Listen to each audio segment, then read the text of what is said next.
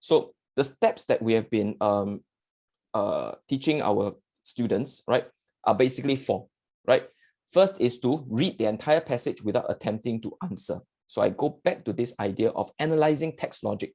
So if a student were to see the entire picture of the text, she or he will be more ready to answer the blanks instead of answering them as they go along. Because when they answer questions as they go along, the clues may sometimes be in the later paragraphs, and they therefore will lock in a wrong word and they get stuck with it. Mentally, they are blocked.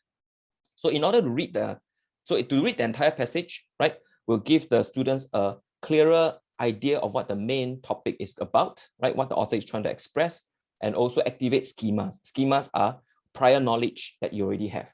So after reading the entire passage, what a student should do is then to write the headings for each paragraph. Now, in the exam, there will not be lines provided for students to write headings. I encourage students to write it in the margin, right? And if they want to be a bit tidier, they may want to use pencil and after erase. I don't know. Some students are very worried that if they write something in the margin, the teachers will scold them, right? But I think it's fine. So they should write headings for each paragraph. Why? Because I mentioned just now, step 2, identify main idea is very important. So the first step is actually to get into the head of the writer, being able to understand the logical flow of what the writer is trying to express, right? So whenever I teach comprehension cloze passage, I will try to walk through the students, students through the headings.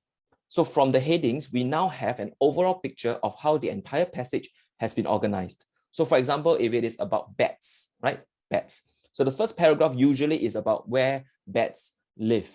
And then second, what kind of food they eat. Third, how they hunt. Fourth, something about bats being either extinct or whatever somewhere, right? So the flow of the author, of the passage will help us get into the head of the author.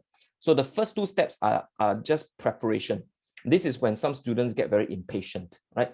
I presume everyone today are in P6 getting ready for PSLE, but if you're not in P6 or if you're a child who is not in P6 yet, start developing the patience, right, of going through the passage without trying to answer the question. There is no hurry, right? Trying to hurry will often backfire, right? Because then you activate the wrong schemas, you get kind of mental blocked, right, when you try to get the right word. So writing the headings after you read will give you an idea of what the author is trying to say, the context of what each paragraph is focused on. Now that's very important because then you will know what kind of words will go into that kind of paragraph, right, depending on the topic. So now all well and good, we've read, we have headings.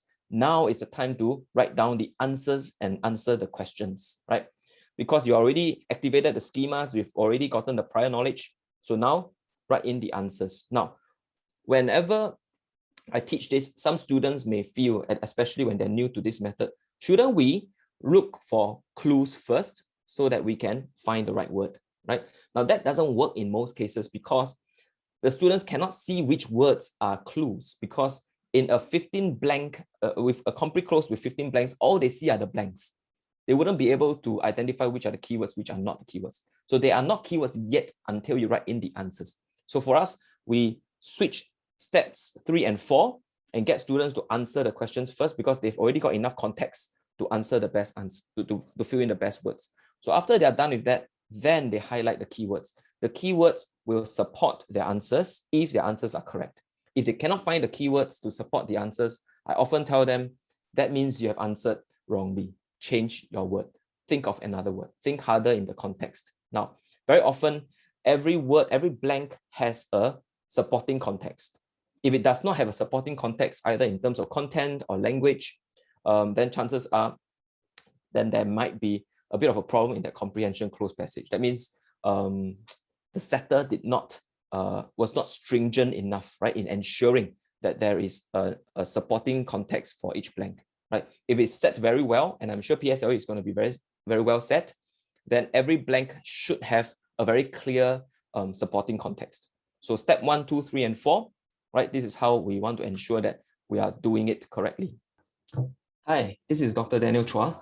I hope the video that you have just watched will be helpful to your child in preparation for PSLE English.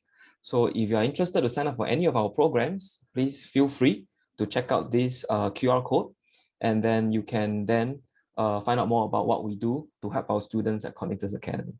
All right, thank you.